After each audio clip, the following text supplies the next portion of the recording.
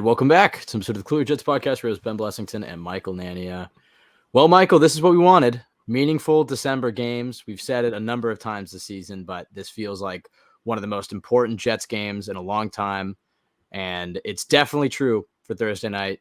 Jets, Jags, playoff hopes on the line. The number 1, number 2 overall pick squaring off. You know, the guy that all Jets fans were pining for the entire 2020 season. They end up with Zach Wilson, who's had a tumultuous second year in the NFL, and now they're squaring off. Both teams fighting for the playoffs in the cold, in the wind. You can't ask for anything better than this, Michael. I mean, this is playoff football. So how are you feeling ahead of Thursday night's game? Yeah, I mean, I'm really looking forward to the opportunity that the Jets have, because I guess that's the best way to state it, since for me, to be completely honest, I wouldn't say my emotion right now is excitement, just because of the nerves I think I have with the way they've been playing recently, with the struggles at quarterback and kind of my lack of confidence in Zach Wilson. So I wouldn't say excited, but at the same time, once the ball gets kicked off and we're seeing the Jets and the Jaguars on national TV at MetLife in the All Blacks with Al Michaels finally calling a Jets game, it's going to be exciting, and it's all on the line right here, because this has been a fun Jet season. It's been exciting. We've been invested. There's been awesome moments. It's been a step in the right direction. And like you and I have said, it's the best Jets team we've seen in a long time. But all of that is really at stake in this game. This is what's going to determine whether that storybook season kind of continues, or if it's just going to drop into a losing record and a transitional season in which ultimately they don't come close to a playoff berth. So it's all going to be on the line. It's high stakes. There are storylines that are going to be going throughout the week, Zach versus Trevor. And look, I mean, at this point, it's, these two guys are going in opposite directions. But regardless, I think it would be a lot of fun to see the Jets squash that narrative, at least for one night, to be able to defend the great season that they've had and keep that going against Trevor, rather than allow him to come in here and put an end to that season on national TV. That wouldn't be fun. So no, just to avoid that would be great. That's the thing with their next 3 games, because, and I guess we can talk about it briefly, but even if the Jets lose this game, they're technically alive. But it does feel like if the Jets are going to make the play, and not just make the playoffs, if the Jets are going to do anything in the playoffs, I think you and I both said, like, okay, if they can get into the tournament with this defense and the way that Mike White was playing, they're a dangerous team. But even if they don't have Mike White, if they lose this game, it's kind of hard to buy into them even making the playoffs. And then if they did, making a run. So a loss is critical. And you look at their next 3 opponents, it's like either the guy who should be their quarterback is going to end their season, either the guy who was their quarterback that they drafted a decade ago is going to end their season, or their biggest rival, or one of their biggest rivals, and the Dolphins are going to end their season. So unless the Jets go 3-0, the storyline at the end of the season will be negative. The narrative will be that the Jets collapse, same old Jets. So it does feel like a high intensity, big game. And I agree with you. I mean, this has been a magical season. And I said it in our interview with George Fant, this is the fourth quarter Jets. It's been the fourth quarter Jets all season. But then when you go back and think about it, the last month of the season has kind of changed that, because, beginning of the year, they're closing games against Cleveland and Pittsburgh and Green Bay and Denver. And then now it's like, I mean, the second Patriots loss really kind of kicked off the negative fourth quarter Jets stuff. But it's like brutal loss on the punt return to the Patriots. Can't close out against Minnesota. Can't close out against Buffalo. And then Sunday's brutal loss against Detroit. They haven't shown up in the fourth quarter since that. I mean, honestly, since losing AVT and Brees, since that Denver game. I guess they didn't have AVT or Brees for that fourth quarter moment. But since that Denver game, they haven't really shown up in the fourth quarter. So this is a big that's a lie. They showed up against Buffalo. My bad. But anyway, since the bye, they haven't shown up in the fourth quarter. Why do you think that's been the case? Is that just bad luck? I mean, we really didn't talk about clock management at all in our last podcast, and we got off, and I immediately was like, oh, Jesus, we didn't talk about one of the biggest storylines from that Detroit game, which was the horrific clock management at the end of that game. But that hasn't been the story in their other games. What do you attribute kind of the difference in their fourth quarter ability before the bye and then after the bye?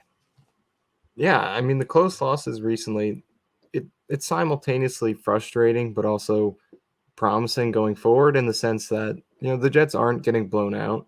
They're competing in all of these games. They're still the same competitive team that they've been all year. So it's not like you look at this team and they're far off from what they were when they're winning. It's just they're not finishing the same way that they used to finish. I mean, all those comeback wins they had earlier against Cleveland, against Pittsburgh, then even like Green Bay, Denver, those are close games. Then they take over at the end.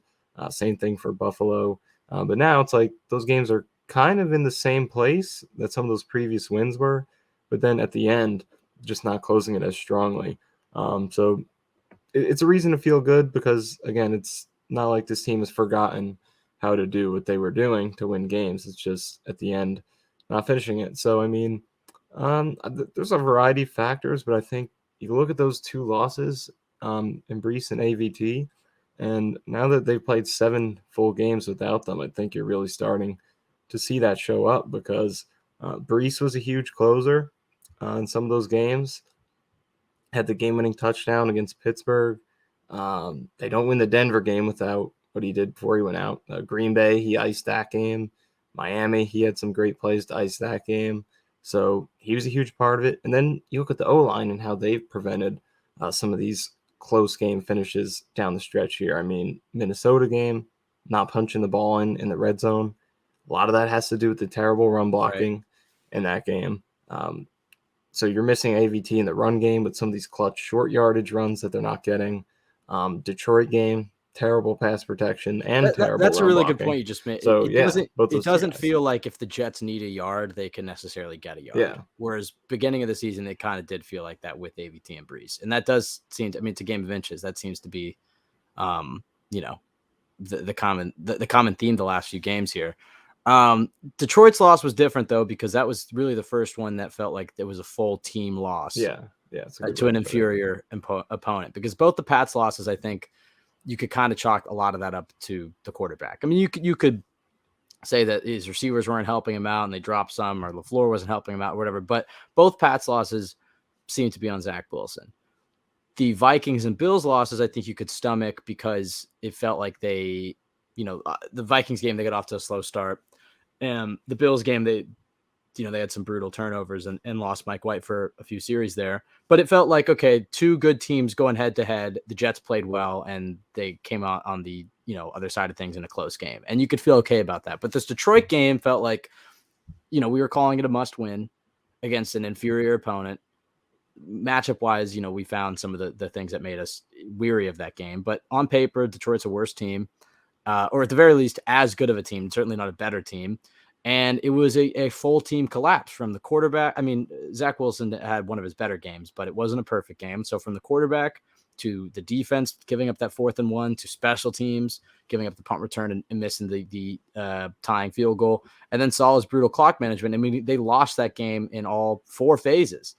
So that's kind of the discouraging thing. I guess the good thing is short week. They don't have time to kind of dwell on that. They got to turn immediately around and play an even more important game because it's within the AFC against the Jaguars. We kind of alluded to it earlier. They need to win this game. If they win the next 3, they should be in the playoffs, but that's no sure thing. And it starts with this Thursday game. But if they lost, let's say Zach Wilson cost them this game, the next thing you could buy into, if the Jets got some things to go their way, is like, okay, well, they get Mike White back. Let's see if he can beat the Seahawks, and then we'll see what we're looking at week 18, because they probably would, if they win one of the next 2, they should be alive that last game of the season. It might be like 2011 where it's like, okay, you got to beat the Dolphins and then you need this team to lose and this team to lose, and who knows, but they should be alive that last week of the season. And if Zach Wilson cost you that Lions game, or wasn't just him, but whatever, and cost you this Jags game, you can turn around and say, okay, but if we get Mike White back, maybe we can punch our ticket into the playoffs. So let's say it's probably not happening. But if the Jets lost Thursday, what would be their path to the playoffs with Mike White? Yeah, I mean, it's a crowded playoff picture, and it's really that Miami game, having that week 18, that keeps the Jets alive, even if they lose this game, because if the Jets lose this game, their path to making the playoffs is they need the Dolphins to lose one of their next 2 games, which is important because against Green Bay and New England. Yeah, Green Bay, New England, lose one of those two, and this is probably the hardest part of it because some of the other things are more likely. But as long as obviously the Jets need to get that Seahawks game, but if they can do that and the Dolphins lose one of the next two, you're still playing the Dolphins for their position in that final game. So if you get that, as long as the Pats lose two of their next three, which is Cincinnati, Miami, and Buffalo. So Miami makes that interesting because, one of them is going to have to win that game. But 2 out of 3 from New England out of those games is possible. And underrated part of this, you need the Raiders to lose one game because if they win out, they can beat the Jets in a tiebreaker. So as long as you get those 3 things. Who do the Raiders play? They have a very hard schedule. I think they have Kansas City. They might have I'm going to check it right now just so I'm not guessing for you. So here's their last 3 games. They have Pittsburgh, San Francisco, Kansas City. So you can count on a loss from them. So yeah, in all likelihood, I think if the Jets beat the Seahawks, even after losing to the Jaguars, they should have a shot in Week 18. But regardless, let's not even think about that yet. Yeah, losers mentality. Losers mentality. Let's go win this game right here. It's an exciting opportunity. I mean, like I said, it's hard for me to get super amped when I'm so nervous and kind of lacking in confidence with what's happened recently and the quarterback and all that. But this is what we wanted. This is what we've been waiting for when we've been watching these December games in recent years where we're just evaluating players and, we're watching the game, but we're not really invested in it. Sometimes we're even rooting for them to lose because we want draft position. Most times the last few years? Most times. The last 2 years, I definitely would say that, especially 2020. This is what we wanted. Prime time, whole world's watching, backs against the wall, essentially controlling your own destiny for the playoffs.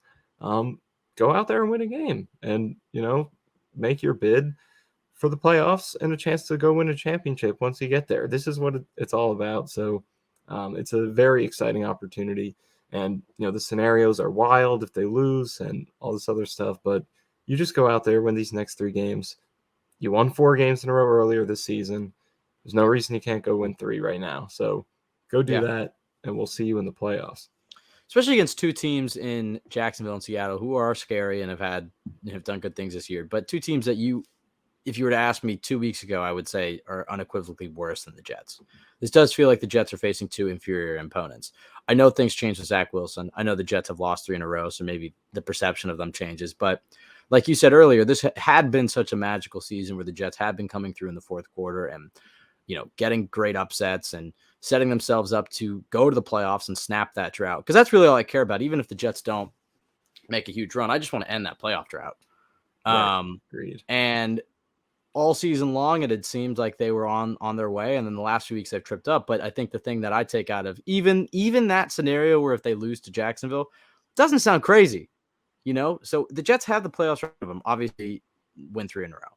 But it's not as big of a long shot as I think some people had kind of taken after they lost to Detroit. It kind of felt like after the Detroit game, a lot of fans were like, we're not going to the playoffs. And it's like, that's not really the case. They have, if you look at all these teams, if I'm a fan of the Patriots, I'm a fan of the Chargers, or even the Dolphins, I'm looking at the Jets and saying, okay, they got 2 games against Jacksonville and Seattle, and then a win and ending game against Miami. I mean, the Jets are a team to keep an eye out for. But it seems like the sentiment among Jets fans is we're not going to the playoffs. It's like, did they forget how well they played with Mike White? And now it's like Zach Wilson had a better game and they blew at the end, but I don't know. It kind of feels like we're a little cynical around here. Surprised. Yeah, I mean, I'm with you. They're still totally in this, and I get it. It's a 3-game losing streak. They're out of the playoff picture, and the lack of confidence in Zach and all that, but it's still right in front of them here. And like you said, I think they're better than these teams left on their schedule. And again, like you can look at the recency of it.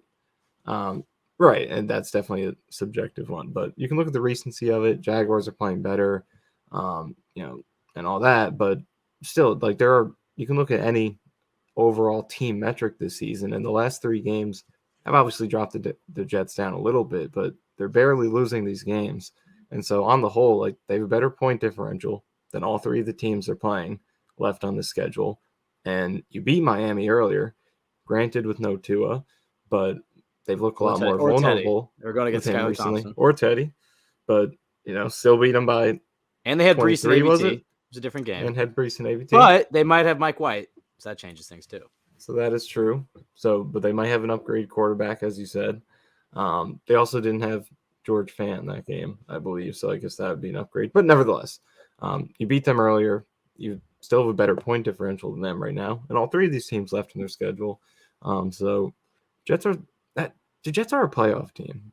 That's the thing for me that I'm looking at here as a reason to be optimistic. There is no stat where the Jets are not a playoff team. Like I mentioned, point differential again. Right now, they're still 9th best in the league in that, and 6th best in the conference. And that's with one of the hardest schedules in the league. The defense is top 3, top 4. The offense is, around the 20-ish range. And that combination, that's a playoff team. They are better than the Patriots. They're better than the Chargers. You could argue even the Dolphins. So, subjective. Week 18 will tell us a lot. They're better than a lot of teams that'll make the NFC playoffs. So right. This should be in the playoffs. Right. That's what I'm trying to say. They're 7-7 right now. I think they should be a playoff team. The big thing is the quarterback. I mean, that's really it. If Mike White plays Sunday and they win, I think everybody would agree with you. The fact that Zach Wilson played and they didn't win, I think some people are scrunching their eyebrows at what you're saying here. Also, I feel like the defense has taken a step back the last few weeks. I mean, they still are great. I mean, look, they give up the 4th and 1 on a broken play, and special teams allowed a touchdown as well.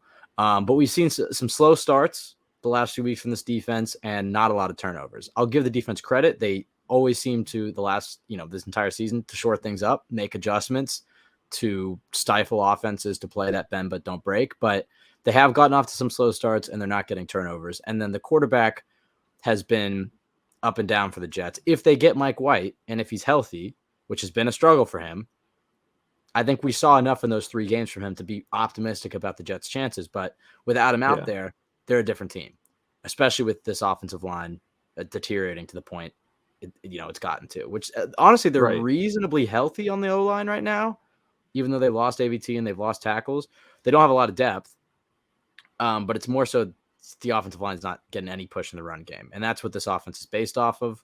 And, they've had some severe miscommunications in the pass game. I mean, this team is built to win through the trenches, and offensively they're not. So they have some question marks. This isn't just let's just praise the Jets here. They're definitely a playoff team. They have to prove some things over these next 3 weeks. And it starts Thursday against a team 32nd in pass DVOA. I know it's in the rain. I know it's in the wind. But if the Jets can't do anything against this defense, Mike White or not, you're upset about it. You're not feeling too great about it. I guess before we hop into the Jags. I mean, quickly on the quarterback, I just want to comment on that. Like, I totally agree with that, the skepticism that stems from Zach Wilson. I mean, I came on here before the Detroit game, and I said I felt more gutted from hearing that news that Zach Wilson was starting than I did from any loss. Which is ridiculous. That's what I said on here. And hopefully, I know you did, but hopefully you walked it back. It sounded ridiculous, but I mean, it was kind of proven right based on the wasn't proven right. Not at all. I'll ask you this, Michael. I know you're about to make a point, but if Zuerlein makes that field goal, who knows what happens in overtime? But let's just say Zach Wilson gets him down and they score a touchdown. Let's say he has a Pittsburgh Steelers type of drive or whatever. I mean, he had some great plays on that last drive. I know he took some sacks, but that throw he made to Elijah Moore actually I think was the first improvisational out of the pocket Zach Wilson running around making defenders miss pass that got completed for a big gain all season. It was the first Mahomes type play I think we've seen from him all year that actually was successful for him. So he had some momentum going. If Zuerlein makes that big kick, let's say they win the toss, he gets them down there, they score, they win. Obviously, there's some what ifs there. The narrative about Zach Wilson's game is a hell of a lot different. They're going to be talking about that 4th down play he made. They're going to talk about that third down throw to Garrett Wilson. The narrative is one thing. What he actually did is another thing. Like, right? No, I don't know. He missed some easy throws. It's hypothetical to do that. Part of the reason he didn't make that field goal is because it was 58 yards, and it could have been closer if he wasn't taking. Could have been closer if they took some timeouts or Elijah missing Moore wide open throws, run backwards. So, okay, but you could also say if they took some timeouts or Elijah Moore didn't run backwards, it would have been a closer field goal. That's true, but at the end, we'll talk more about Zach Wilson and how I thought he played. Let's do it right now. Let's talk right now. Look, first, I just want to address what we were saying, like in Okay, terms of sorry. like how the quarterback affects the optimism right now. Yeah, because I mean, I Mike agree with White that. I good, think, Zach Wilson bad. It's pretty simple. yeah, I agree with that. The skepticism. I'm not confident the Jets are going to beat the Jaguars. I'm not.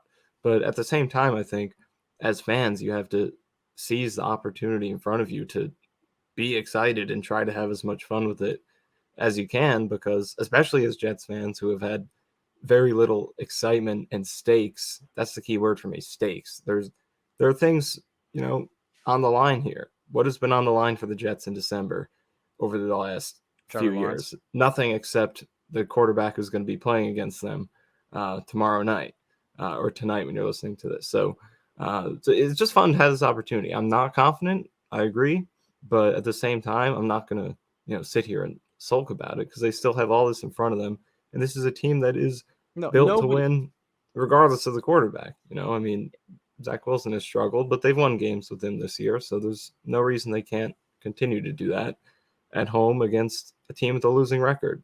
So I'm going to try my best to be optimistic about it, and I think I'm proud of everyone you. should try to do the same. Thank you. Appreciate it. Well, I think I know what you're talking about because I've seen the sentiment. I mean, there's always like the doomers. The sky is falling, season's over, same old Jets. We're cooked. This team sucks now. Zach Wilson's garbage. Yeah, I know. I know what you're responding to here. I think any Jets fan who's not, you don't have to be optimistic, but yeah, excited that this is a meaningful game in prime time. This is an opportunity for this I team. can't believe it's $17 to get tickets to this game. I Well, get that I'm not that I'm going to contribute, so maybe I shouldn't be talking, going to the game. But, primetime game, playoffs on the line, Jets are relevant in December. I know it's raining. I know Zach Wilson is playing, but $17. 17. It That's really seems what it like no is. one's going to be there. For what? Like, is that upper level behind the end zone? Those are the cheapest seats, but I was looking at even like second level, like the seats that you and I were sitting at for the Dolphins game are like $30.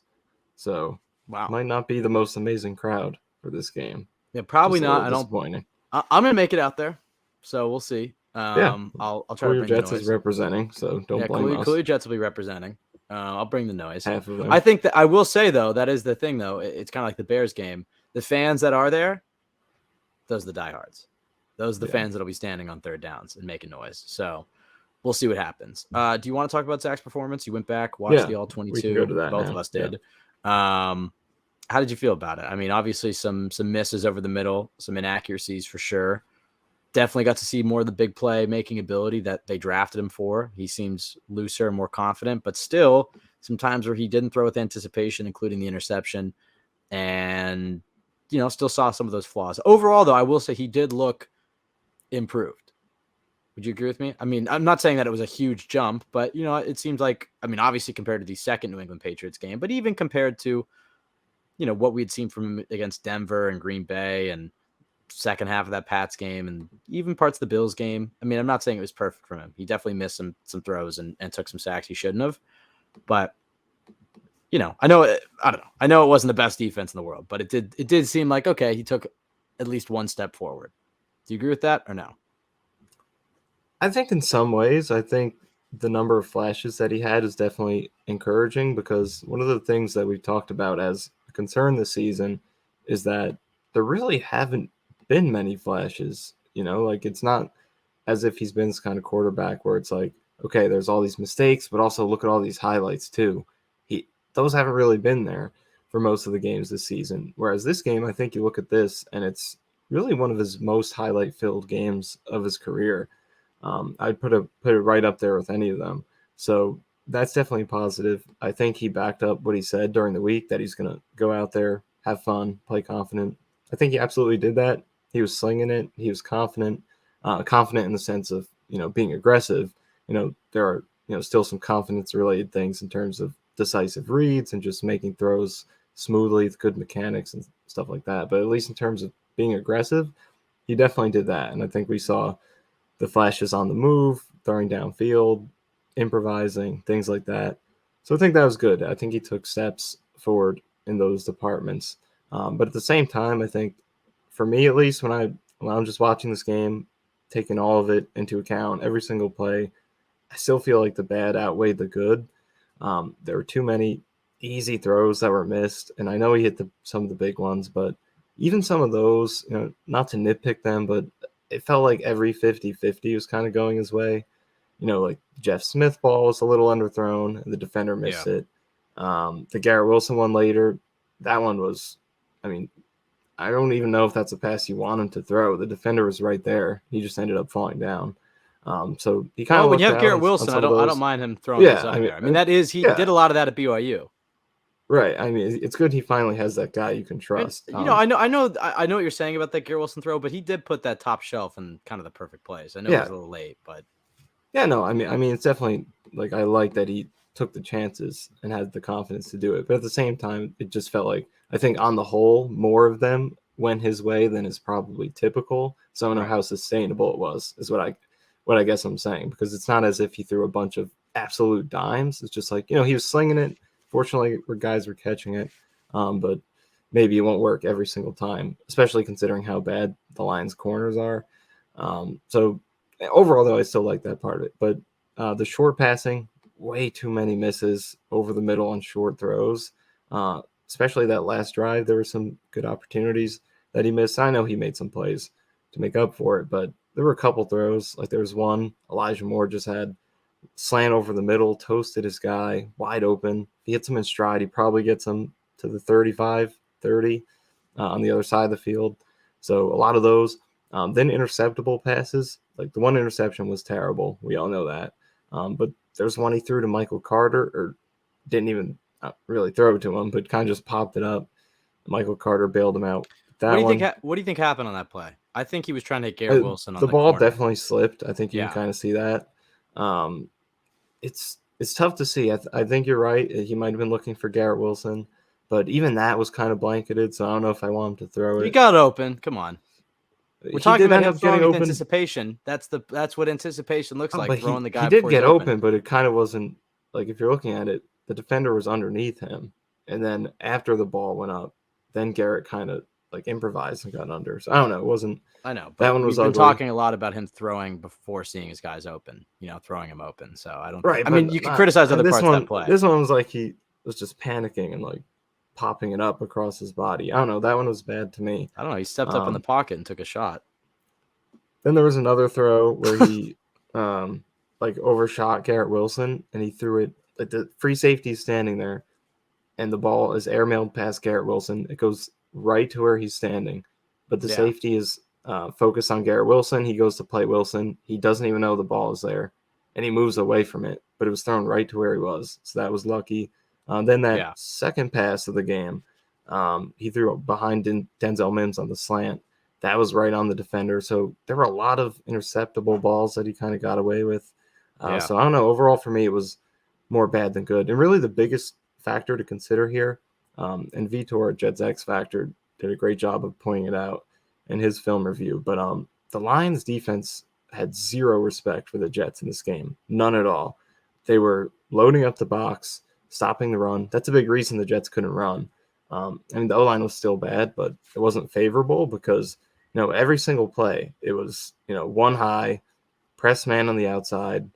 Then there was 4 guys down and 3 linebackers. So it was like 7 guys in the box at least. And they were like daring Zach Wilson to beat them. They had no fear. And yes, he did take some shots like we wanted him to. We expected this game plan. We talked about it on our preview, that this is what he would see, and he needed to be aggressive. And he was, and he did hit some shots. So that was good. But at the same time, it's not just the deep plays. It's just when you're getting that man-to-man coverage, there's a lot of underneath stuff open too. And Elijah and Garrett were toasting their guys the whole game, and there were just too many misses on those opportunities. So when you're playing a defense that's not only as bad as the Lions are against the pass and at cornerback, but they're playing a style that invites you to beat them through the air, you should be able to have an enormous game, and he wasn't able to do that. So I think the style that the Lions were playing and also their talent level kind of raises the expectations of what I would have liked to have seen from him in this game, and he didn't really get close to that. So I don't know if it's going to get more favorable than what he saw in this Lions game. I think that's the thing. that concerns me the How most. do you see? I know I guess we can kind of blend this into the Jags preview. Do you think the Jags will take a play out of Detroit's playbook and load the box, play single high, press man, and really try to make Zach Wilson beat him deep in this weather? I think so, because it really, the majority of the teams Zach Wilson has faced this year have kind of employed that strategy more so than they usually do. Even the Bills, I think, in that first game at MetLife Stadium, kind of were playing more cover one and more man and stuff like that than they usually do. And they're one of the least, they use some of the least man coverage in the league. So everyone's kind of taken that page out of one another's book against Zach Wilson. So I think we will see the Jaguars do some of that, but this Jaguars defense definitely is, in general, a lot different than the Lions are. They're a more zone heavy team, a lot of cover three.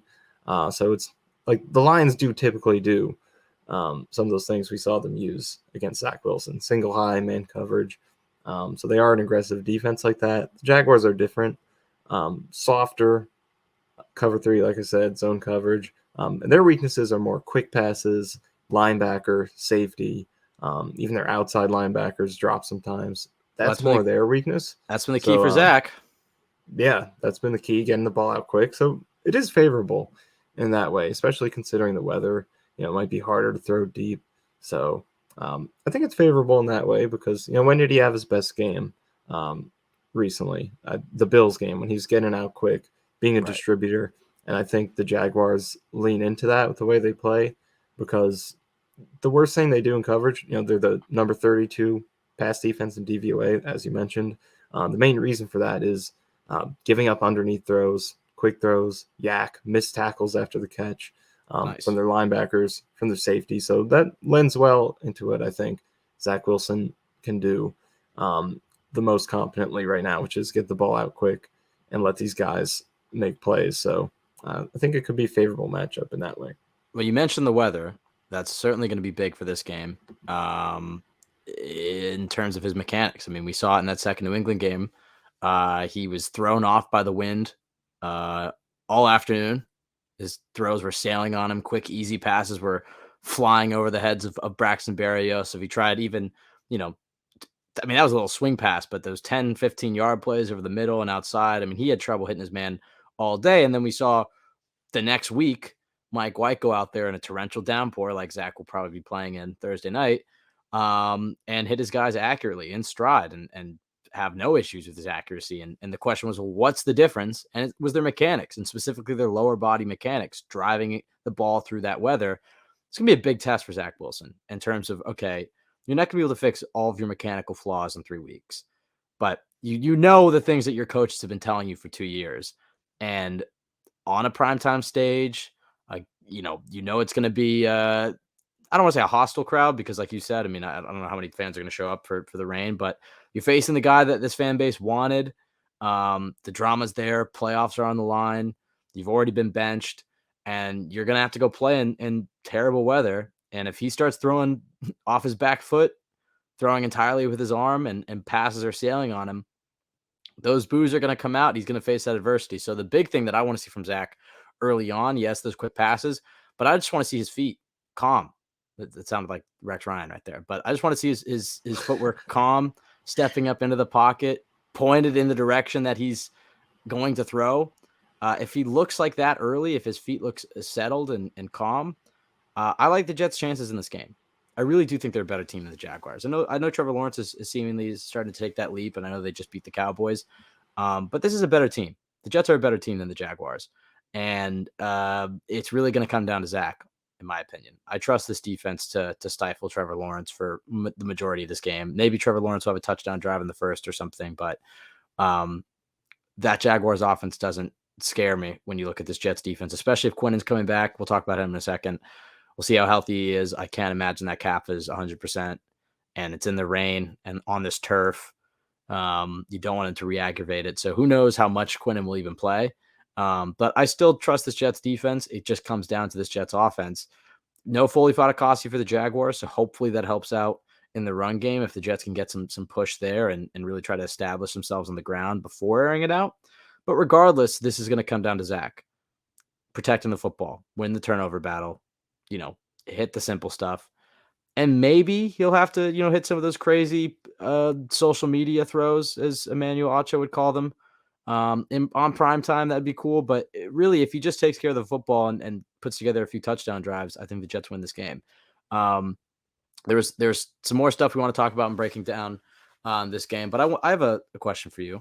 And we kind of talked about it last week, but I think now that we've had to watch the Detroit game, we have some more information here. What type of game would it take from Zach Wilson on Sunday for him to be the quarterback against Seattle? Because I know, you're a very pro Mike White guy, anti Zach Wilson guy. To be fair, I think most Jets fans would agree that Mike White has been significantly more impressive. But then there's also a segment of Jets fans who, want to see Zach Wilson develop. He has certainly the higher ceiling. He's the guy you drafted. And if he goes out there on prime time and beats the number 1 overall pick, keeps the Jet season alive, on that national stage, it's going to be hard to throw him to the bench if he has a good game. If we finally get a good Zach Wilson game, where is that line? If he puts together the same type of game he put together against Detroit, but let's say they win that game, let's say that last pass was to get them into field goal range and it was to win, the field goal was to win, and Zerline hits it and they go ahead and win. Is that enough? Probably not. But if he goes and throws 350 yards, 3 TDs, not saying he's going to do that in the rain, it's, highly unlikely, but throwing it out there. What type of game does he need to have to keep his starting job?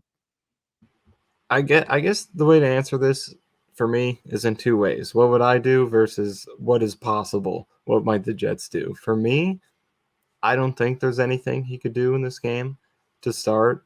Once Mike White, assuming Mike White's back for Seattle, let's just operate with that.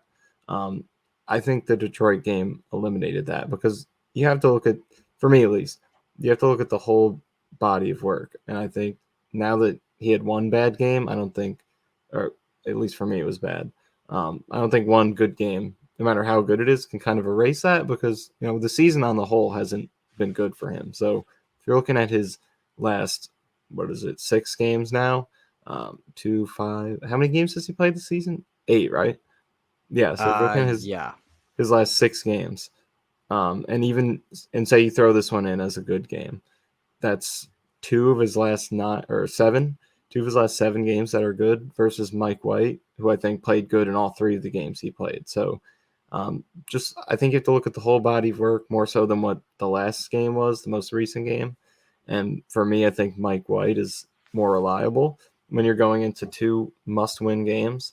So that's how I see it. I don't think there's anything he can do in this game to start, but I think your points are definitely valid. If he has that kind of game on prime time where he balls out and does it against Trevor Lawrence and puts everything together and they win a game and he's a huge part of it, maybe they do ride the momentum and play it safe with White, because that's a thing to consider too. I don't know if Mike White does come back, if you're getting a completely healthy, zero risk Mike White, there's definitely, those are rib fractures. It's not, totally, a nothing injury.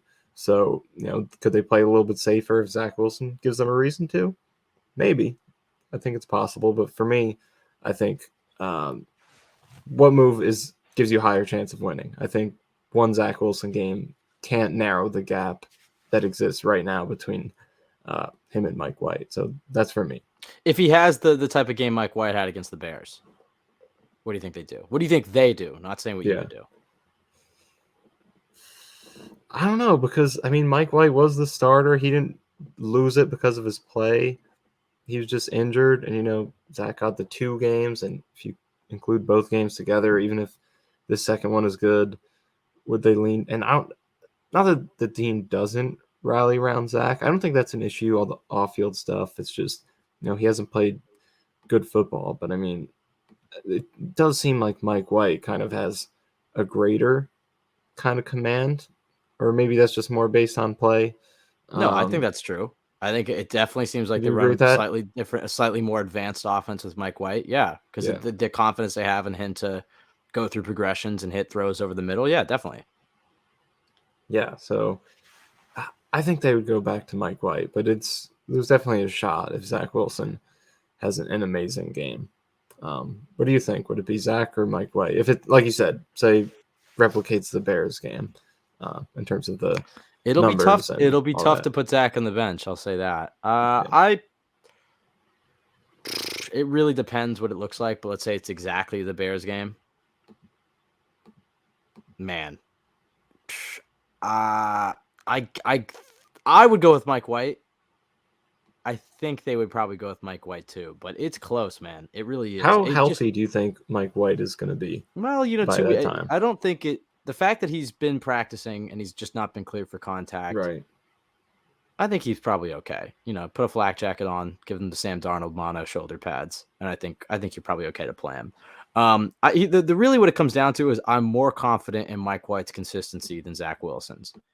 And I don't think they need Zach Wilson to be, or I don't think they need the quarterback to really be Patrick Mahomes or Josh Allen if they want to make a playoff run. They just need a guy to get the ball to Garrett Wilson, hand the ball off to Zonovan Knight, create some offense. And really, if they go on any sort of run, it's going to be this defense balling out. So the best case scenario for this team to go on any sort of run this year is that the defense really takes it up a notch and shuts down the offense for the next three weeks and creates those turnovers. And then you just need a quarterback who, can just manage the game, be Jimmy Garoppolo. And I'm much more confident in Mike White to do that than Zach Wilson. The flip side of that is, okay, well, if Zach, though, really starts to hit, he really starts to take a leap and he's starting to hit that easy stuff, but he brings you that high ceiling, that playmaking ability, maybe your chances are higher at making a playoff run, but I really firmly believe that Mike White has shown the ability that he can make some big time throws. He's not just a check down Charlie. Like he really was making some high level NFL caliber throws in all three of his starts. And he was doing the simple stuff. So it's going to be hard for, even if Zach Wilson has a great game against the 32nd ranked pass DVOA defense, for me to be more confident in him than Mike White, who we saw do it against two of the best teams in football. I know the Vikings are defenses, whatever, but they played a nice game against the Jets. So yeah, I think that's what it comes down to. The consistency of Mike White isn't really a question for me. Whereas Zach Wilson, I think sometimes he can have look at, have we seen him put back-to-back good games together yet in his career? Maybe the Steelers and Dolphins games this season. Yeah, I would go with that. I mean, maybe even anything last Jaguars year? game last year and Bucks. Jags Bucks, but not three in a row. We haven't seen three in a row from him, and even definitely not two back-to-back amazing performance. We haven't seen that consistency from him. He's, I still believe that he can develop and be a good quarterback in this league, but I don't think he's that yet, and I don't think he's gonna have fixed all his flaws in a month. So yeah, I think what you're hoping for here is that he goes out there and has a great game, and the Jets are faced with this dilemma. But if they are, I think they probably turn it back over to Mike White. Maybe not. Maybe that'll be controversial. We really have to see what this performance looks like. I mean, if it's a shootout and this Jets defense can't stop Trevor Lawrence and Zach Wilson puts up 40 points in the rain, like I don't know where that line is, because there has to be a line in terms of you say, okay, you write it out with Zach Wilson. But I think most likely, even if the Jets win, I think they go back to Mike White. But who knows? Really got to see it. Before we get to this Jags game, a few quick thoughts. Pro Bowlers were announced today. I mean, not anything crazy to talk about, but Quinnen, Sauce, CJ Mosley, and Justin Hardy, sorry. And then Reed, Garrett Wilson, and Berrios were announced as alternates. Any thoughts on the Pro Bowls announced? Do we care about seeing Quinnen Williams play some flag football and mini games? I figured I'd throw it in the Google Doc. Yeah, I mean, I definitely want to see Quinnen Williams throwing some bull rushes in a flag football game. That should be entertaining.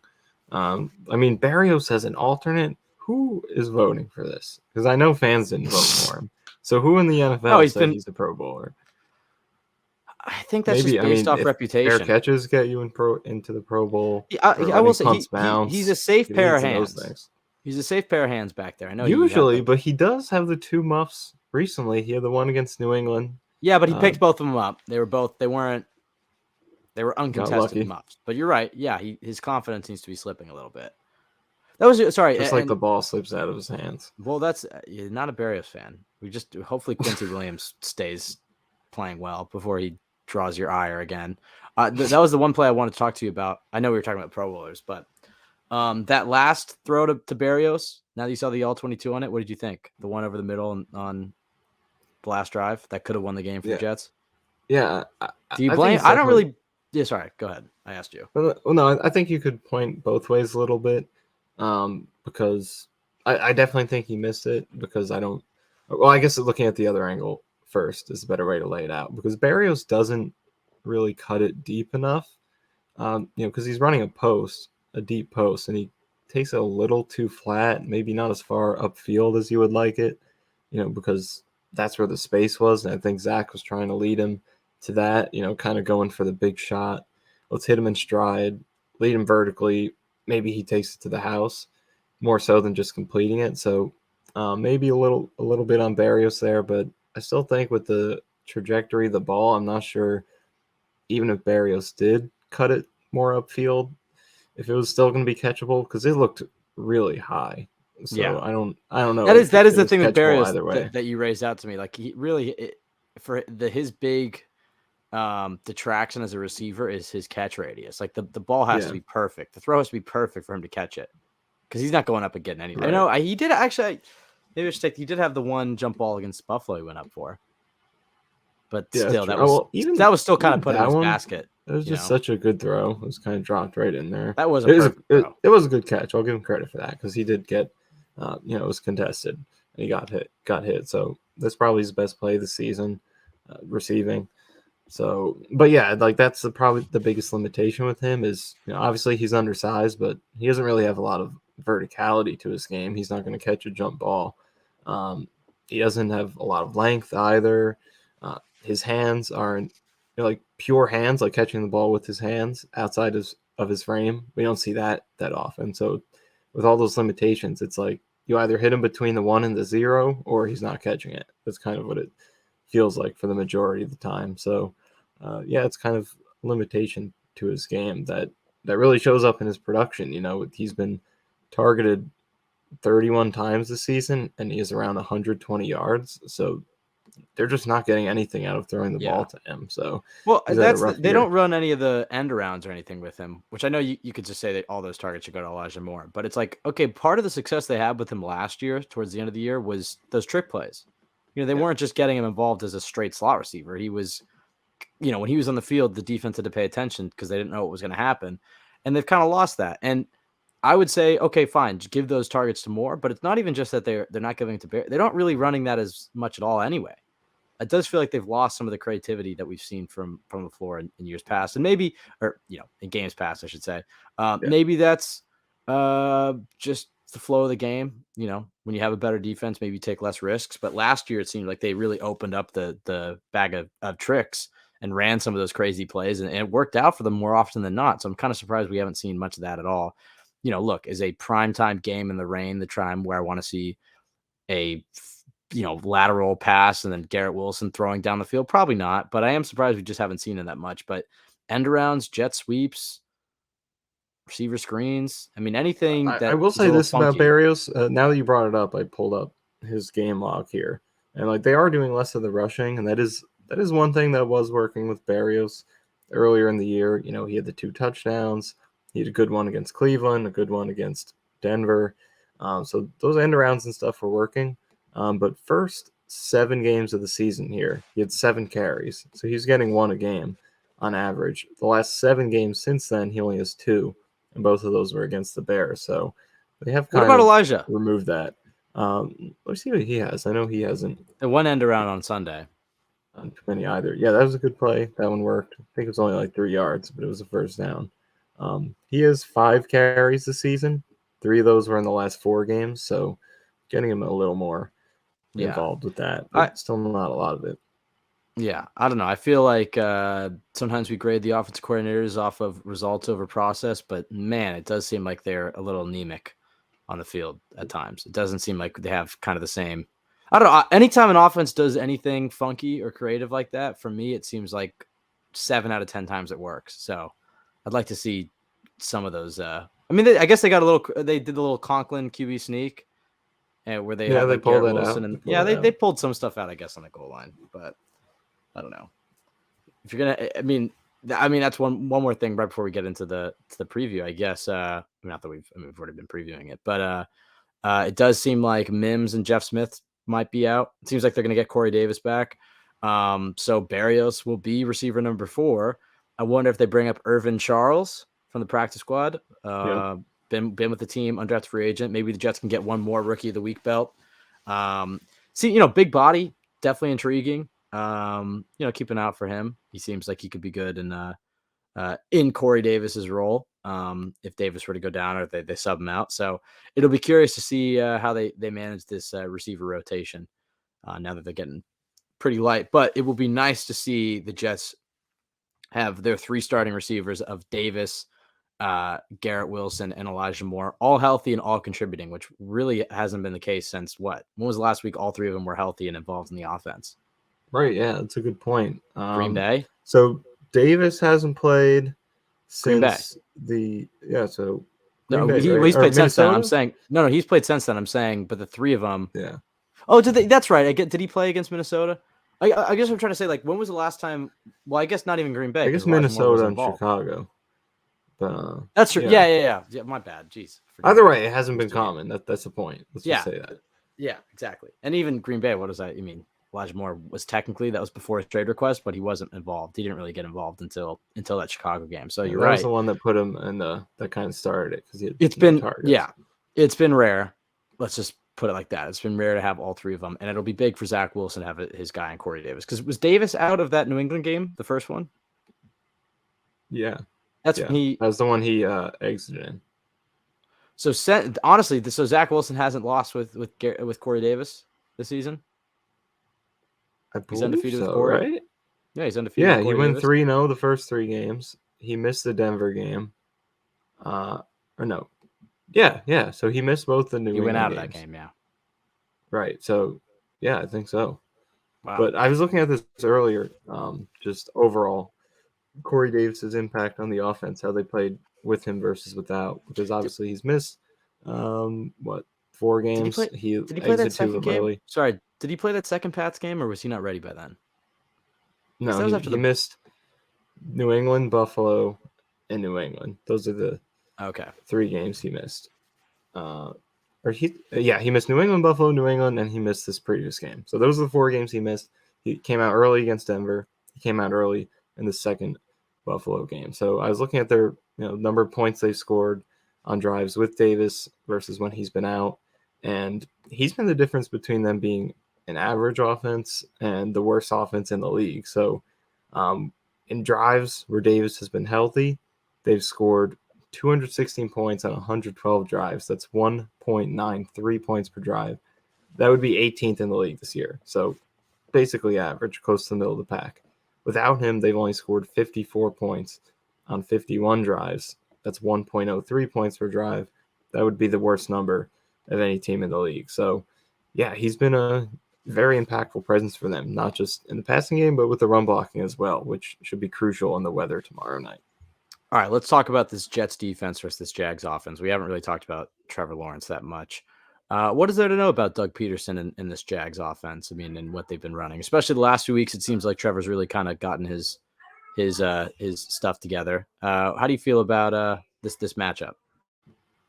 Yeah, I think, defensively, it's going to be all about the pressure. I think that's where it starts. When you're facing any good quarterback, which Trevor Lawrence is right now, he's been a lot better than good. He's been great.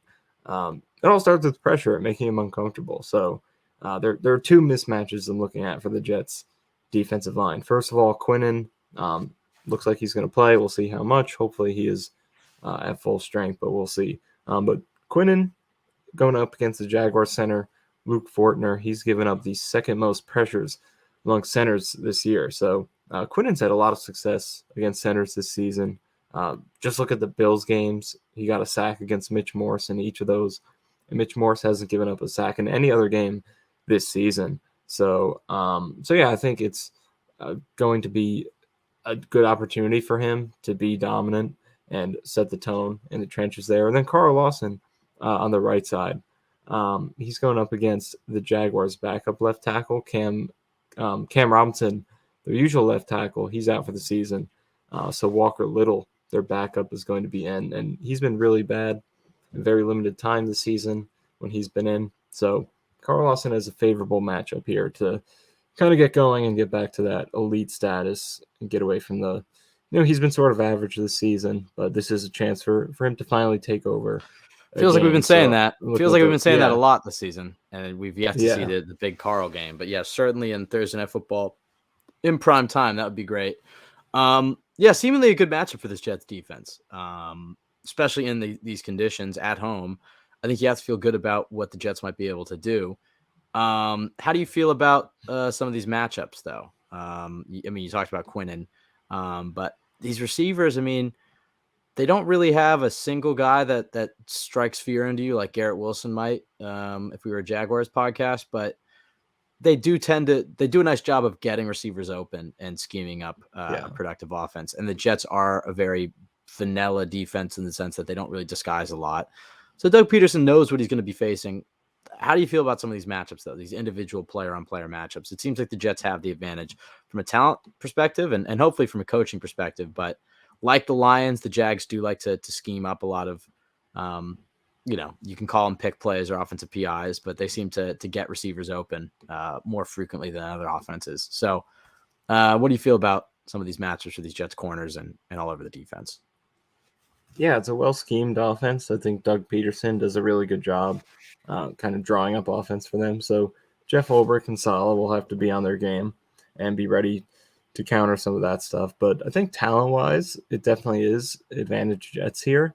And, this is a credit to Trevor Lawrence and how good he's been because not that these weapons are bad per se, but it's definitely on the weaker side. And there are a lot of metrics out there in terms of EPA and stuff like that kind of suggest that Lawrence is one of the worst supported quarterbacks in the league in terms of his supporting cast and all that, and yet he still put up the production that he has. So he's been really good, and he's kind of been a team lifting quarterback for them. I know saying all this stuff is kind of depressing from our perspective, but this is the reality. So he's been that kind of quarterback for them, and but I think in this game that's a positive thing for the Jets because when they've faced some of these receiving cores this season that are not necessarily elite, they've usually shut them down very well. Like you look back to that Green Bay game, that was some of the most dominant coverage you'll see against a not a great receiver unit. At that point, Christian Watson hadn't broken out, but even with that, not great.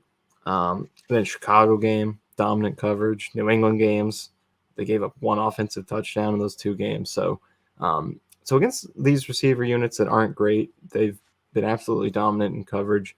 And I think, again, not to take away from these guys, Zay Jones has improved the season. Christian Kirk's been pretty good, but overall it's probably in the lower end, and a lot of stats back that up. So it's a chance where the coverage should be really, really good. And if you can complement that with hopefully Lawson and Quinnen take advantage of those mismatches in the trenches that I brought up, then you could have that front-to-back complementary football that's made the Jets defense really at its most dominant this season.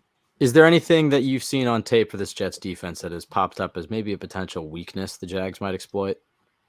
Yeah, I think it seems like there've been some success on the ground against this defense. I mean, I know Quinnen was out, but against the Lions, but it seems like, the Lions have a great offensive line, but it seems like they could get a positive running play whenever they wanted. And again, those little pick plays, offensive pass interference plays, whatever. I mean, I guess they're kind of legal.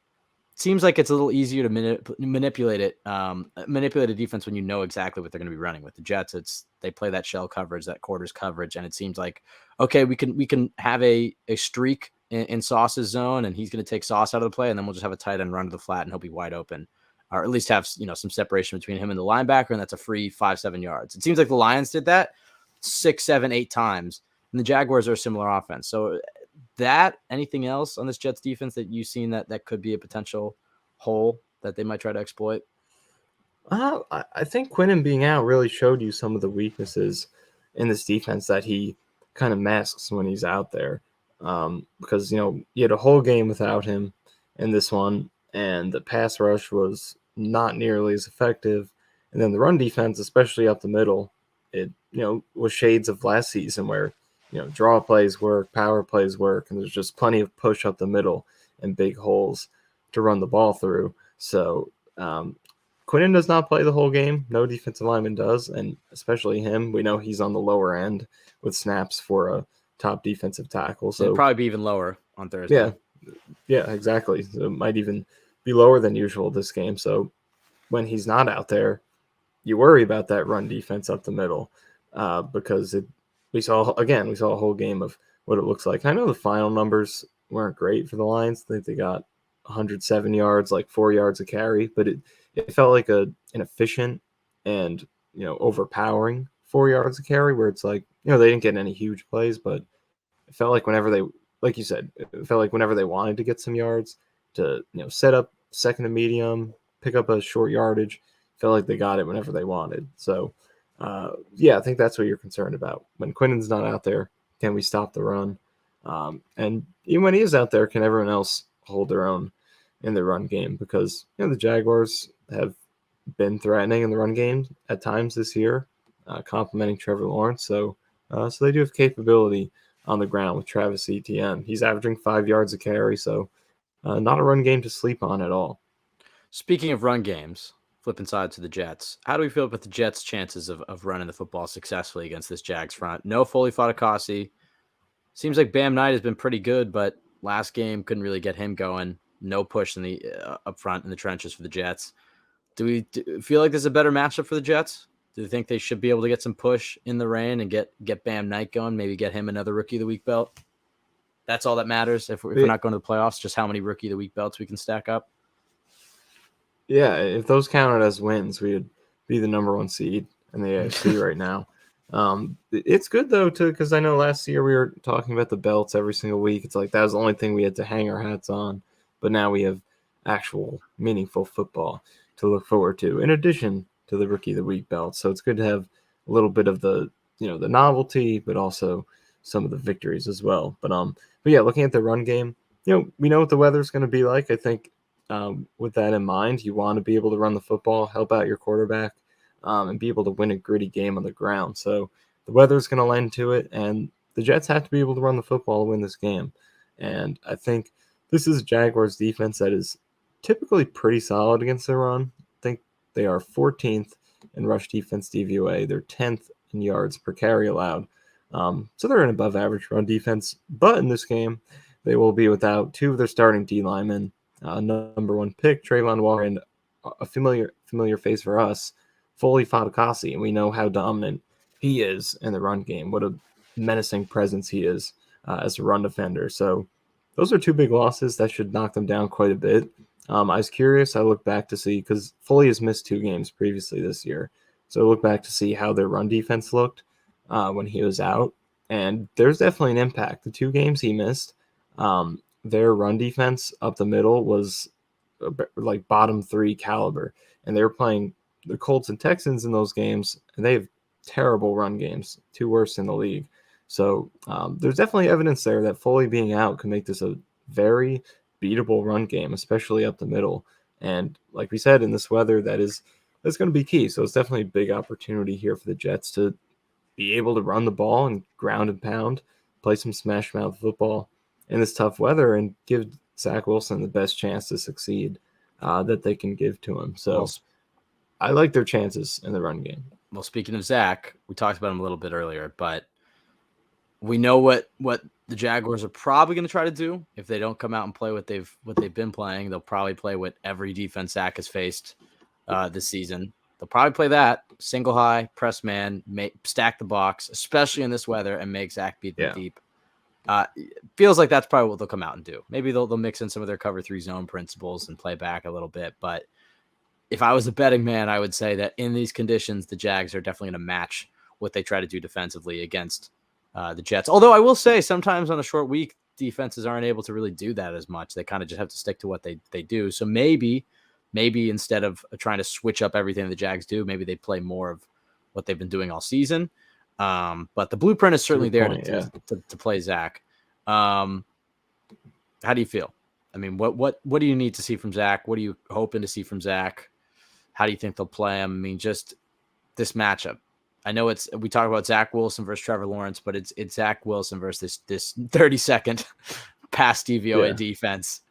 But it's in the rain, and it's a high stakes game. So it's not certainly an easy test, but certainly a test you'd hope the number two overall pick can at least pass and put up a competent performance. What are you expecting from Zach? Really, both from in terms of his mentality, how he approaches it, and how the Jets game plan it. I would like to see a repeat of that Bills game that they won in Week 9. I really like that game plan and what it does for him. It emphasizes some of the things that he does well right now, and it minimizes some of the things that he doesn't do too well. So it was really effective, and it worked against a great defense. Granted, they were missing some players, but still much better than the one they'll play in this game. And that matches with the Jaguars struggle with. They're terrible against quick passes. Their linebackers, safeties struggle in coverage. So I want to see him get the ball out quick. I want the playmakers to have chances to make plays. In that Bills game, I just like how he played in it. He was decisive. He was accurate in those short throws. They found ways. They found ways, and also he just found ways to use it. His ability to throw with arm angles in the pocket, he's done a great job with. He did a great job with that in the Bills game. Whether it was screen pass, RPO, stuff like that. Yeah, that ability was really maximized in that game. So I want to see that Bills game playing back this week. I know Lions was kind of the polar opposite of that, and that was the right thing to do, like we pointed out in the week ahead of it. That's what the Lions defense dictated, and we'll see if the Jaguars take after that a little bit, like all of Zach's opponents have this year.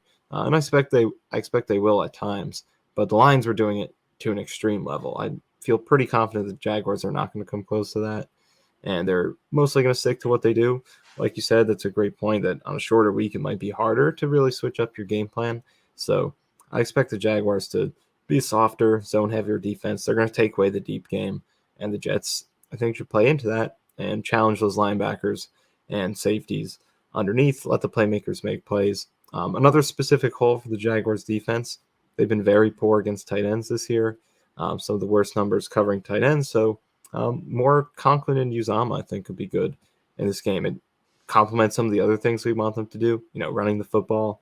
They could put 12 personnel out there, run play action off of the run game. Yeah. Get the ball to those tight ends. Well, I was going to ask you that. They seem to get the tight ends involved a little bit last week. I mean, maybe that was just circumstance. Uzama catching 2 touchdowns. Do you think we finally get more and more of the tight ends seemingly getting more involved? Haven't seen much Conklin, I guess, but we really do have to see more because, I mean, you think about the money they're paying these two guys, and I know a lot of that is for blocking, but they've only had 5 red zone targets combined this season, which is, you would think it would be a lot more than that, especially, Corey Davis has missed games, Elijah Moore has been a roller coaster, and they don't have much receiver depth, or at least reliable receiver depth beyond that. You'd think these guys would be fixtures over there, especially considering 4 of those 5 targets were touchdowns, 3 of those by Conklin. So it's worked when they've tried it. And I would like to see more of those guys in the red zone. So maybe they are starting to get to that point where they are really integrating the tight ends in the offense. I love what they did with Uzama on that, the pro day throw. I mean, just such a good job of breaking tendency, because when are you ever going to expect CJ Uzama to run that route? That's never happened this year. And then they call it, they get him in a one-on-one. He does a great job running the route, and you get a big play out of it. So maybe they lean on Uzama more than Conklin. Yeah, maybe Uzama takes over. He's certainly more physical. I'll give him that. Yeah, more physical. Seem to box out a little bit better. I know Conklin might have the high pointing ability, but in the red zone, I mean, Uzama is just such a monster size-wise and speed. So it just feels like, in the red zone, Conklin seems like he would be the better option on paper, but Uzama, I certainly feel his presence on the field more so than Conklin's, whose game kind of seems more like finesse. I guess, if you look at the New England first game and Conklin had those 2 touchdowns, like those kind of routes, give me Conklin on those. You have to run it out, or you have to, beat a guy, stack him up, and then break. Definitely give me Conklin there. But if I want to throw a fade, if I want to throw a deep shot, or if I want to give someone like a screen pass or something that's going to allow them to make a play at the ball, those things are Uzama. So they have cool skill sets with these 2 guys in the passing game that really kind of complement each other and do different things. And I don't think it's been utilized enough, but saw some flashes with Uzama in this last game. So it's something I think they should lean into, especially as Barrios continue struggling. Mims has struggled. Then now, obviously, in this game, Mims and Jeff Smith are out. So this is a perfect opportunity to lean into those tight ends against a defense that has given up a lot of production to tight ends this year. All right. Before we get to our we can do who's better. We can get to our predictions. I want to talk about keys to the game, which is kind of how we always kind of blend that with like best case, worst case scenario when we talk about this. But I'll start with this: turnovers. Maybe you can talk about best case or worst case scenarios or whatever. But I'll try not to talk about it too long this time. Jets have to. That's an inside joke. Jets have to win that. Let's turnover explain battle. it though. I think it's funny. It's kind of funny. It? Well, it made it into the podcast. Like, sometimes we get into the weeds here on this podcast, and sometimes we get so into the nitty gritty that we're going on one specific niche topic for like 15 minutes, and then I think it was like last week. Yeah, last week I just cut my cloth. I was like, all right, that's enough. We're done. We gotta cut. I was just talking about the turnovers. And I kind of wrapped up. Like I was discussing. Yeah, that was what you wrapped up. And I was like, all right, we're moving on. It seemed like I was going to wrap up. And then I started going through so if you look back to the first New England game, there's that one play. And then you're like, all right. Come on, you had heard enough about the lack of turnovers. But I think it's these late. I think it's these late pods. It's the late pods. I think we this drone is pretty on early by our recent standards. It's our recent standards right now. This is 10:03 on Wednesday night. Yeah. So we're really okay. Yeah. Without getting into breaking down every single near turnover the Jets have had this season, you had an article this week talking about turnovers and why the Jets haven't been getting them. I mean, it's been more of a problem defensively than offensively. It hasn't been like the Jets have been turning the ball over like a crazy amount. Obviously, the Bills game, 2 of those turnovers cost them, but it's really been defensively is been more jarring. The fact that they haven't been able to force any turnovers, but clearly. Best case scenario for this game, they win the turnover battle. They force multiple Jaguars turnovers and they keep Zach Wilson. They limit his turnovers to 1 or fewer. That would be best case scenario. That's the first thing I'm leading with. But yeah, talking about the turnovers and then going into some of the best case, worst case stuff. I mean, what do you attribute it to? Just luck? Yeah, I mean, luck is a big part of it because, you go back to that first Patriots game, there were a couple of plays. I'll go through every single one of them. Yeah, here. Jesus Christ. No, I mean, luck is definitely part of it. We know that the numbers with the fumbles and how few of those they've recovered. Whitehead has dropped a few interceptions. There have been some tipped balls that just didn't bounce their way. So a lot of it is just luck. But the article I wrote was highlighting one guy who I think, if you want to attribute some blame to someone why they're not taking the ball away, I pinpointed Carl Lawson. And I think it's because, he's their right side defensive end. He goes up against the left tackle. He's the guy who's supposed to create that blindside pressure, and that's really a big source of turnovers, that blindside edge pressure. That's why these guys get paid the big bucks. They can get those strip sacks. They could, force the quarterback to step up into your D tackles, to flush them towards the pressure on the other side. That's why they get paid the big create money. Those broken plays. And those broken plays, force bad throws. How often does Bryce Huff play on that side? Pretty much never. I think he's done it like a handful of snaps, but it's been vast majority left side. It's really Lawson's spot over there. Clemens backs him up, I believe, when Lawson's not out there, but majority of third downs, it's Lawson. He's only been like an average player this season in terms of his pressure rate. Not bad. I'm not going to sit here and say he's garbage or anything like that. Not even close, but he's only about average. And I think with the Bengals in 2020, in terms of creating pressure and winning, he was elite. He was a top 5 to 10 kind of edge rusher. This year, he's only middle of the pack and those sorts of things. So I think that's something you could point to because, the Jets have a lot of good pass rushers, Quinnen, Huff, Franklin Myers. But on that blindside edge, which is really the big source of those plays, like we saw in the Miami game, he had that strip sack on Thompson. Other than that, just not really producing those big turnover-worthy plays from that side. So I think that's a big part of it. And, this Jaguars game is the perfect time to break out of that slump because Cam Robinson's out. Walker Little, their second-round pick from last year, he's going to start. And not only has he struggled this year, but I think skill set-wise, it's a good matchup for Lawson because Walker Little is a guy who, you look at his scouting reports and stuff, and he's, lacking in length. He's not great against he struggles with contact balance, not great against power. Those are not the type of things you want to have against Carl Lawson, who's a bull rusher, wants to win with power. So I think it's a good skill set matchup too. So good opportunity for Lawson to break out of that. It feels like we've said that a few times though. Yeah. And he hasn't really taken advantage of it. This is the game. This is the game. Primetime football. Christian Darrisaw was out in that Vikings game. He didn't really take advantage of it. So we said it a few times, but I mean, better late than never, All right. Best case scenario, worst case scenario. What does Thursday night look like? Outside of win and loss. Yeah.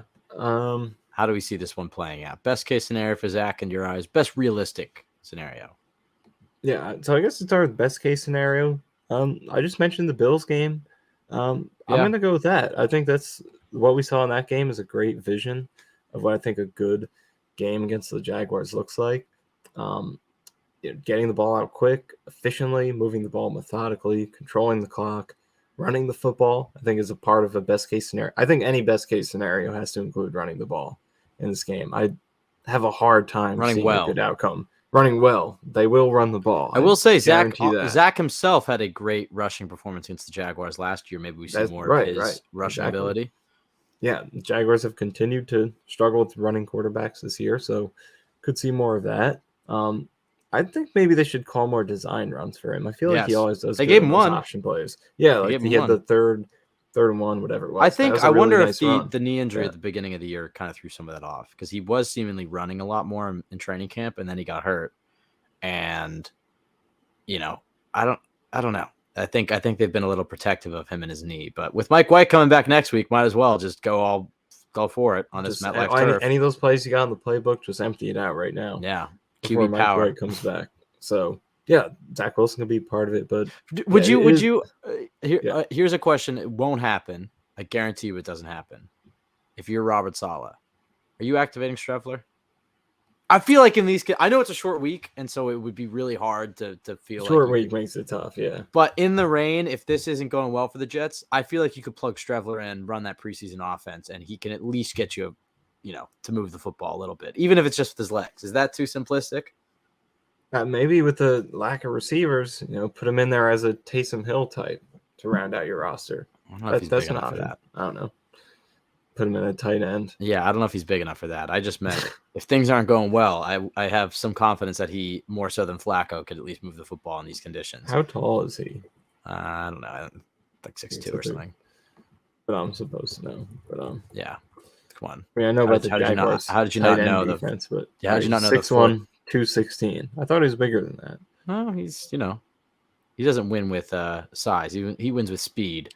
I guess other best case scenarios, include the Jets winning the turnover battle, Zach Wilson, decisive, getting the ball out of his hands and being able to run the football. I would also add, I guess this kind of goes hand in hand with the turnover battle, but want to see some more sacks from this Jets defense. I want to see them finish. The pass rush was not that great on Sunday. It was really the secondary that carried them, and I think the secondary again will have a great game. But I would like to see the Jets bring down Trevor Lawrence, have a 6-7 sack type of game in these conditions. I would say that's best case scenario. Worst case scenario is this pass rush isn't getting any pressure with 4. Yeah, that's where I was going to start as well. It's the run game for the Jags getting going and the run game for the Jets not. Zach Wilson having a few turnovers, a 2-3 turnover type of afternoon, and the Jets getting none on their defense. It's that type of game, I would say, do you want to get into I guess this kind of bleeds into the predictions. I do want to do where the Jets are better, but do you think this is going to be a close game? Yeah, I do. I don't see the Jets game blown out. Well, I think the more likely between the two blowouts would be the Jets blowing the Jaguars out. You don't see the Jets blowing the Jaguars out in this one? Probably not. Yeah, I think it's going to be close either way. By the way, for those watching on YouTube, Michael, you look like you're on the sun right now. I don't know what's going on with the lighting. I don't know. Maybe I have a lamp. We got to fix the setup. The camera has a light on it. The computer fan, the light. I mean, I don't know what's going on right now, but high production value here. Yeah. How do we feel though about? I guess I kind of feel like I don't want to get too. We'll get to the predictions. I have a prediction for this game. let's see where the Jets are better before we really get into All it. right. Quarterback. Looking forward to this. Yeah, quarterback. Let's go with Jets here. Yeah, okay. Jaguars. Running back. Wait, Zach Wilson has a better record. Right. Yeah. Okay. Running back. Travis Etienne is really good. Should we give it to Jaguars? Sure. I have a feeling we're going to turn things with the defense, so might as well give him quarterback and running back. Receiver, I feel like this has to go with the Jets. Yeah. Tight end. Quickly on receiver, like I didn't even realize Garrett Wilson is tied for 11th in the whole league in receiving yards right now.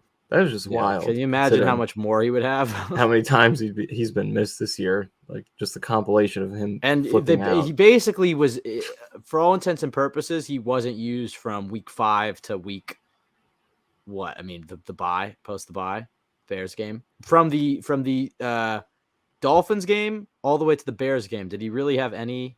Yeah, very little involvement. Yeah, even the first game, he didn't even play the first half. So, Jets have a top 11 receiver, and that is drastically underrating. Like 6 games? Yeah. As a rookie at 22, he's the youngest guy in the top 13. So, very, very exciting. That was a weird qualification. Who's 14? I just wanted to leave out Chris Olave, who's 14. There we go. All right, tight end. Either Jets. way, 2 great Ohio State rookies.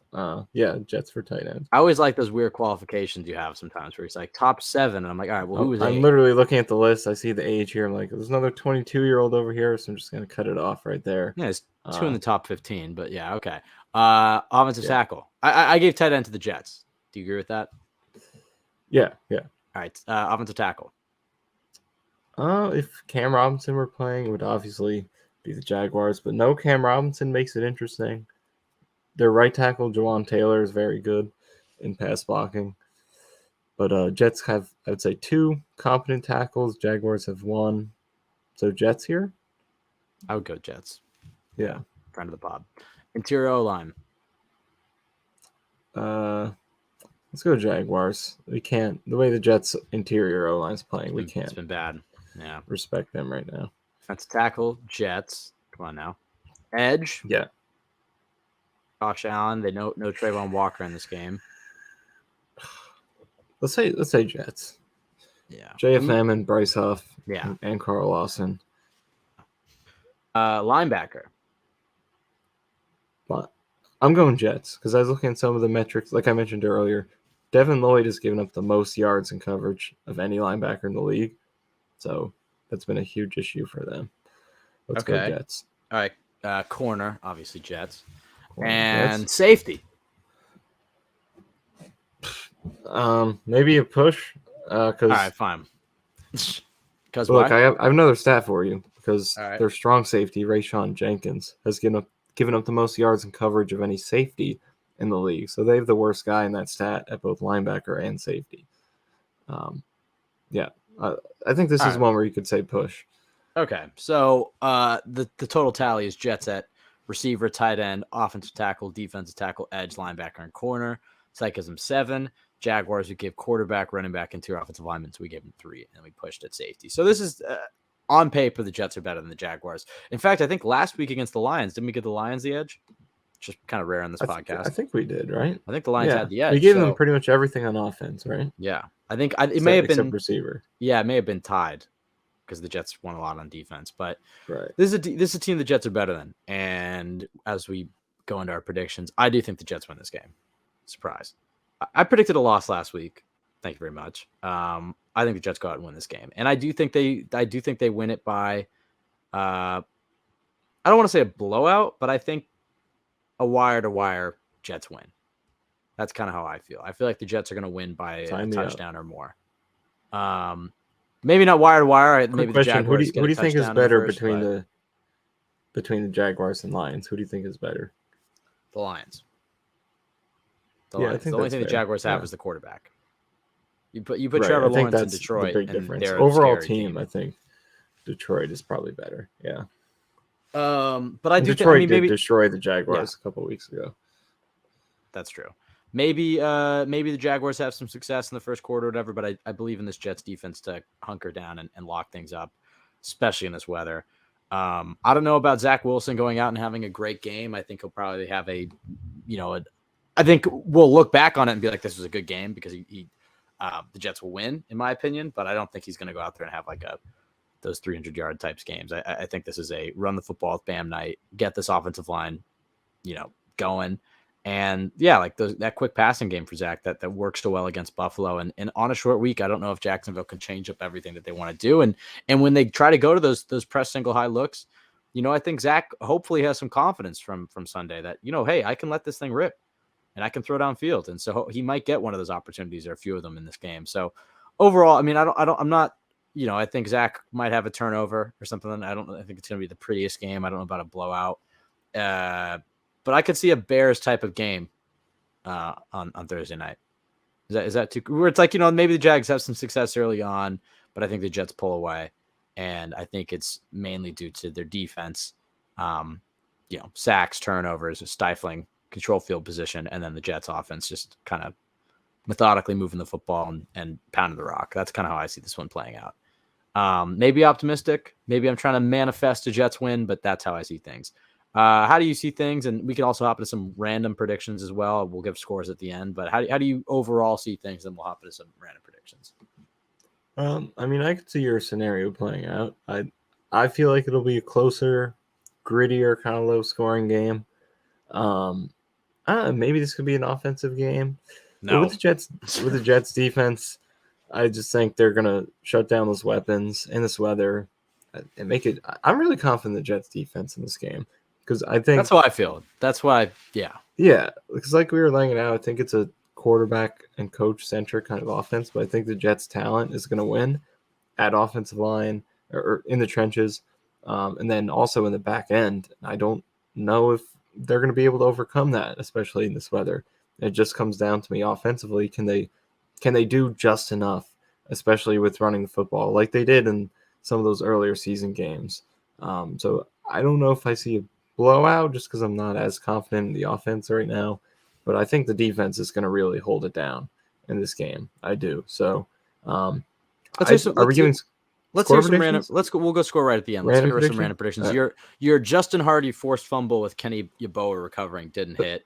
I didn't say it on the podcast, but I did tweet out the Pro Bowl though. So I did tweet out morning of the game. Zach Wilson will complete a touchdown more than 30 yards, which did hit, but I didn't say it on the podcast. So maybe it doesn't count. I also had on the podcast. I had Sauce interception, didn't happen. Zach 3 total TDs, not too far off, and a quarterback pass, which didn't hit. And then you had the Yeboah recovery, Elijah Moore 2 TDs, and MC2 interception. So none of those. I was right that someone had 2 touchdowns. So I guess so. All right, let's hear it. Let's hear some random predictions. In their jersey number. Yeah, exactly. How do you see this one?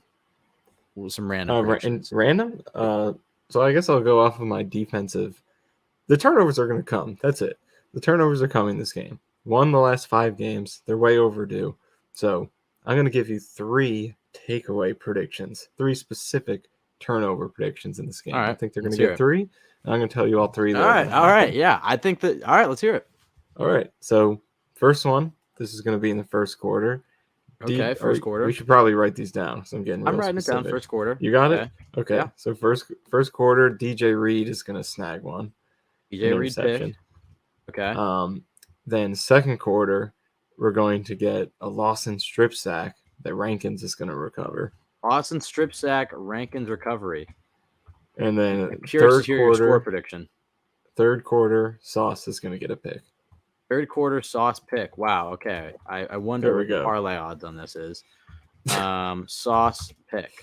So DJ Reed pick in the first, Lawson strip in the second, and Sauce pick in the third. Nothing in the fourth? That's all we got in this one. All right. Okay. I like that. Well, you gave some of those turnover predictions. I like those. I guess I'll do some offensive. I'll say we get our first Wilson to Elijah Moore touchdown. You like that? Okay. Yeah. Back to Elijah Moore touchdown, our first of the year. What kind of pass is it? Is it deep shot, quick slant? Forward pass. Okay. Yeah. Maybe like a. So it's not 10, going to 10, be the 10 to 10 to 15 throw, yard, 10 to 15 yard, like red zone TD, not right on the goal line, but like 10 to 15 yards, out route, corner route, something like that. Okay. I like that. I'll also say, Bam Knight. I'll say Bam Knight rushes for, or I'll say Bam Knight has 150 total yards. Like that? Okay. Yeah. 50 plus total yards. And since you gave 3, I'll give a third one off the cuff here. Elijah TD, Bam, 150 plus total yards. I'll say I already gave Maybe Elijah like a touchdown. What's his name? Irvin Charles. I'll say Irvin Charles has a 10 plus. I'll say Irvin Charles is a catch for a first down. You like that? Okay. I like that. One of those little digs over the middle. All right, Irvin Charles catch for a first down. All right, let's see the score predictions, Michael. I told you I don't think it's going to be a blowout, but a decisive Jets win. I'll say 27 to, well, maybe not 20. I don't see a Jets dropping 27 in this rain. All right. I'll say it's really the wind, like it's supposed to be windy, right? Yeah. Like I saw 20 with gusts of 30. So that's kind of what, like we've seen them play well in the rain, but I'll say if they get 2 touchdowns, I'll say 20 to 9 Jets. You like that? 20 to 9 Jets. Okay. It's a fun score. Yeah. I'm going to go with, I almost want to go lower on the Jags because part of me is like, they're not getting 3 field goals, but all right, we'll give them. I'm going to go Jets 16, Jaguars 6. 16 to 7. Similar type of games. Yeah. I'll say, how about this? My 9 is a touchdown for the Jags and then a field goal, but they missed the extra How do I see them getting 16? I just want to pick a random number because I feel like random 16. All right, so a realistic sometimes. way would be entirely field goals. Right? Wait, no. Well, sorry, not entirely field goals. Jesus, wow. Or 3 field goals and 1 touchdown. Yeah, sorry. I think they'll get multiple touchdowns. How about 2 touchdowns and a safety? There we go. Yeah, I guess you could do 2 touchdowns, 2 2-point conversions. That's true, if it's that bad. Yeah. Yeah, they can't kick a single field goal. All right, 17-6. Let's go. All right, 17 to 6. I'm not getting over my 16 is not a multiple of 3. My God. It's been a long day. Long day. All right. Well, I guess we'll wrap it up there, Michael. You can follow us at 2AJ Pod on Twitter. Myself, Ben W. Blessington, Michael _Nania. Go to jetsxfactor.com. Best place to go for Jets content. Check out all the other great Jets X Factor pods and articles. Also subscribe to the Jets X Factor YouTube. Rate, review, subscribe to us on iTunes. It helps out the pod a ton. I think that's it. Michael, last thoughts. I know it's coming. Have a great day, everyone. Oh, Jesus. No, it's the uniforms. He wants to talk about it.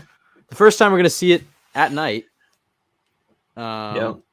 Although the Bears game, I think, kind of gave it definitely different. But I mean, it was, overcast. It was pretty dark. So I kind of like that look. But my favorite thing about this, I took a look at the Jaguars page. Try to see what they're wearing. They're going white on white. So I love the matchup. Some team gets it. Yeah, there we go. Because last year, the Jaguars played the Jets. The Jets had their all black. The Jaguars are like, let's wear white on black in this game. And I did not like that.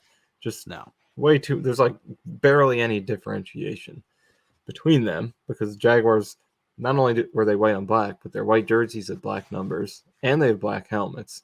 So it's like between the two teams, the only thing that wasn't black is their jerseys. Part of the Jaguars jerseys. So no good. But now we're going white on white. And it's gonna be a pleasant sight for the fans at home. So enjoy this uniform matchup.